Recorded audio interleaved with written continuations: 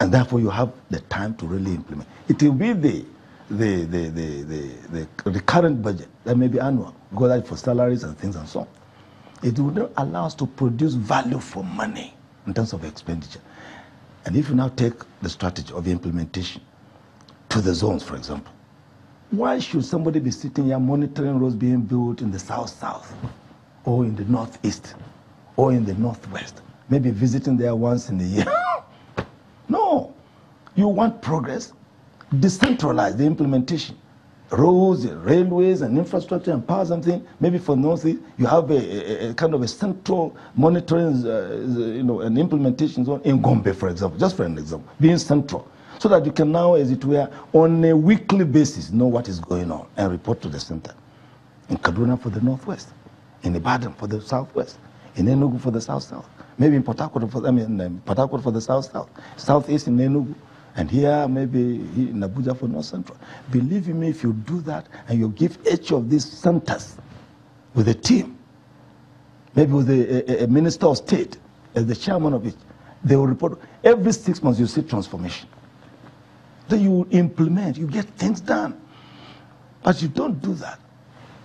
My own kind of experience, people do only what is inspected. If you don't inspect, you just come and find out nothing has been done. Therefore, when people know somebody somewhere is watching, and it has to be done now, not on a monthly basis, every week, where have you reached? Next week, where have you reached? Then you get a lot done. And one of the things that will stop you, one of the things that will probably stop you from being able to inspect projects, ensure that there is progress, is this issue of security. We are facing security challenges virtually everywhere, in everything. It used to be fashionable to talk about the Northeast and the insurgency, Boko Haram, but we've gone beyond that. There are herdsmen, farmers in the North Central. Unfortunately. There is banditry and so on in the Northwest. And down south, you have the perennial cases of armed robbery and kidnapping. Some of those in the Niger Delta area seem to be resuming the attack on oil installations and so on. So there will be those who will say, don't you think, even before you get into the building of infrastructure, what will you But you know, I was just going ahead of myself. Anticipating some of the questions. There's a sense in which we have developed a very well-related 5-point program. We did so by really doing serious survey of what really mattered to the Nigerian voters. And top on the agenda is security. People are worried about their security of life and property. Suddenly in Nigeria, life is not safe anymore. Life has been cheapened. So security has become and therefore our number one program is security re-engineering, in which all the security infrastructure would like to reorganize them in such a way that they're effective and modern, brought up to date. Because all these, they are very, very coordinated now because of technology.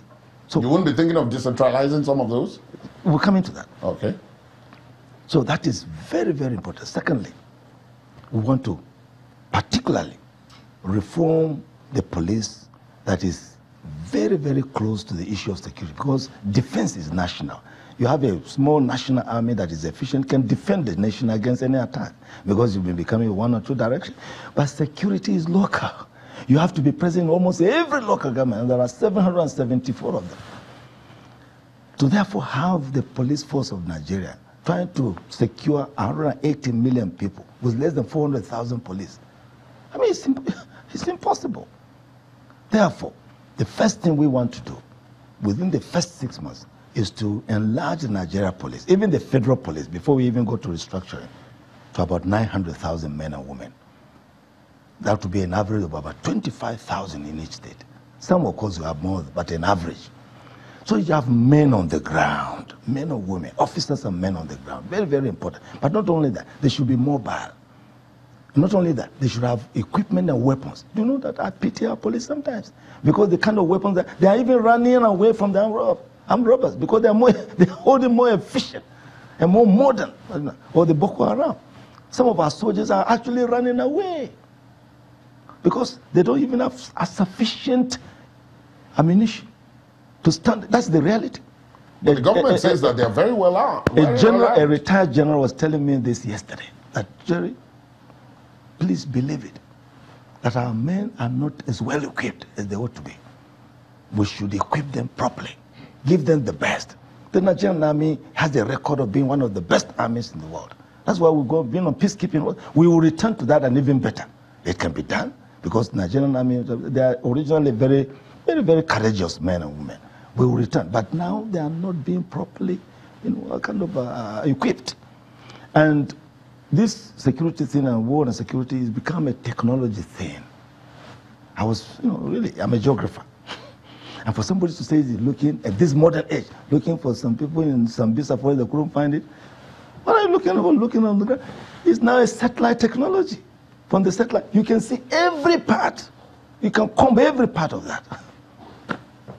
Here in Abuja, I have a center, where, in fact, you want to see even your own village, what is happening. We can really see it from a satellite. So what is it? So we are very, very prepared to reorganize the architecture of security agencies and reform and enlarge the Nigerian police. But beyond that, in every federal setup, the federating units, in this case, the states, are entitled to really secure their area. That's why the governor of each state is the chief security officer.